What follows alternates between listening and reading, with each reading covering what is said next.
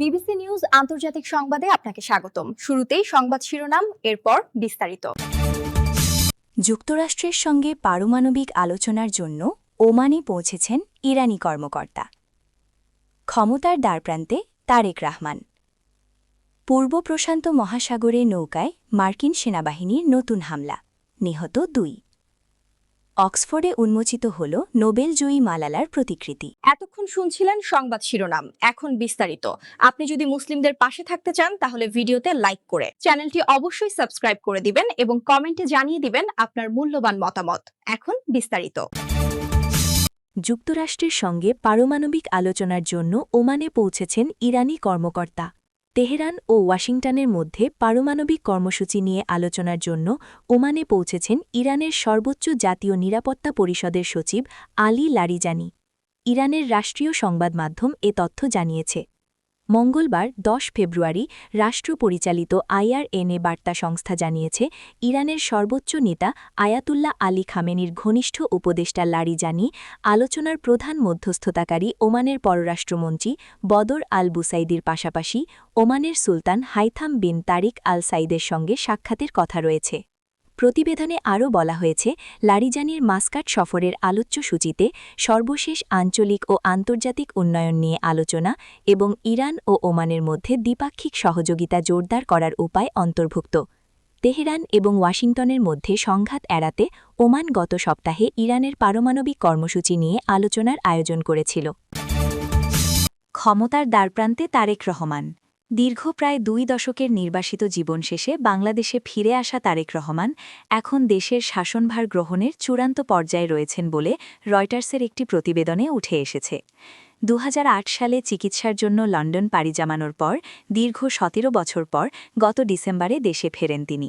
বর্তমানে তিনি বাংলাদেশ জাতীয়তাবাদী দলের বিএনপির হাল ধরেছেন এবং আসন্ন 12 ফেব্রুয়ারির জাতীয় নির্বাচনে দেশের পরবর্তী প্রধানমন্ত্রী হওয়ার দৌড়ে সবচেয়ে এগিয়ে রয়েছেন।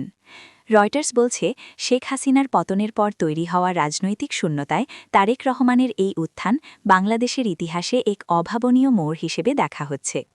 তারেক রহমান তার নির্বাচনী প্রচারে একটি আধুনিক ও গণতান্ত্রিক বাংলাদেশ গড়ার অঙ্গীকার করেছেন। তিনি ঘোষণা করেছেন যে ক্ষমতায় গেলে কোনো ব্যক্তি 2 মেয়াদের বেশি প্রধানমন্ত্রী থাকতে পারবেন না। এমন সাংবিধানিক সংস্কার আনা হবে যাতে স্বৈরতান্ত্রিক প্রবণতা রোধ করা যায়। পূর্ব প্রশান্ত মহাসাগরে নৌকায় মার্কিন সেনাবাহিনীর নতুন হামলা, নিহত 2। পূর্ব প্রশান্ত মহাসাগরে আরেকটি সন্দেহভাজন মাদক পাচারকারী নৌকায় হামলা চালিয়ে 2 জনকে হত্যা করেছে মার্কিন সেনাবাহিনী। সোমবারের 9 ফেব্রুয়ারির এই হামলায় 1 জনকে জীবিত উদ্ধার করা হয়েছে। বিষয়টি নিশ্চিত করেছে US সাউদার্ন কমান্ড সাউথকম, খবর আল জাজিরার। সাউথকম এক্সে সাবেক টুইটারে জানায়, 9 ফেব্রুয়ারি সাউথকম কমান্ডার জেনারেল ফ্রান্সিস এল ডোনোভানের নির্দেশে joint task force southern spear মনোনীত সন্ত্রাসী সংগঠনের পরিচালিত একটি নৌযানে প্রাণঘাতী কাইনেটিক হামলা চালায়।